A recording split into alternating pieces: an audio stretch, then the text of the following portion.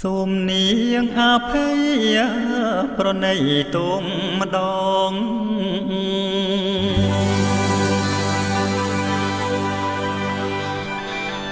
បានជាខុសឆ្គងម្ដងលើជីវ៉ា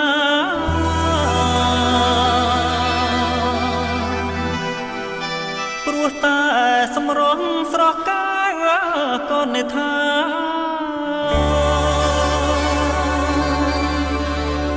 ឲ្យប្រប្រាថ្នា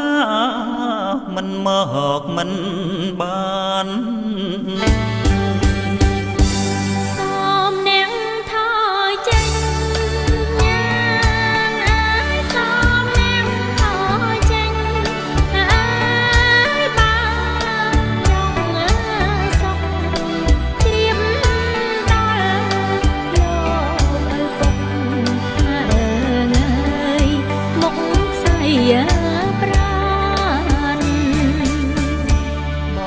អញបានជួបបំណាច់បានជួបនឹងពលយានទួងបីខ្សែប្រាណក៏មិន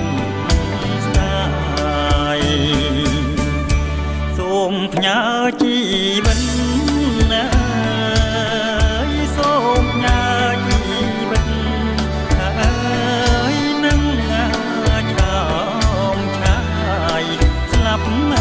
រួមមិនស្ដាយពេលប្រលឹងខ្ញុំមិនដែលថាញ៉ាំខ្ញុំមិនដែលថាមនុស្សរបៀបមកនឹងនៅតែមុខរឹង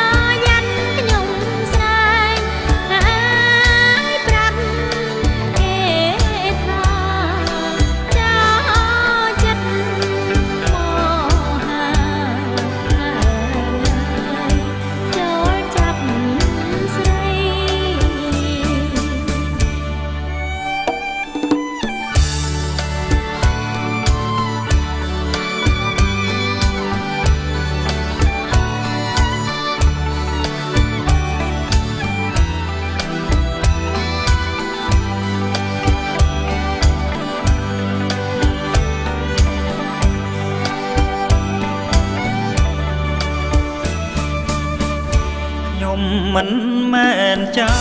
លខ្ញុំមិនមែនចោលហើយទេពីសេចពិតណាជាដៃស្រីបើគ្នាឲ្យ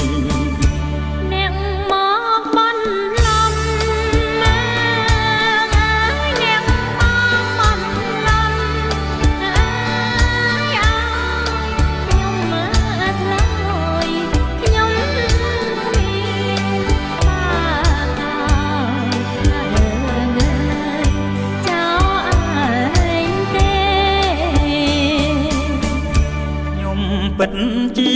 ចោលខ្ញុំពិតជាចោលណា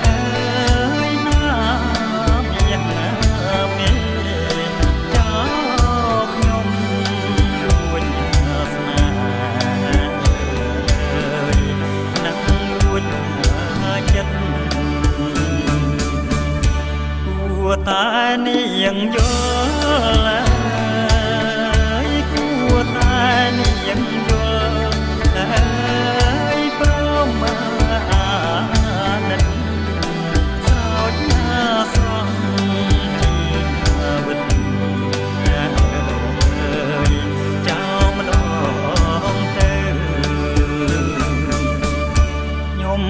ញ់សមរស់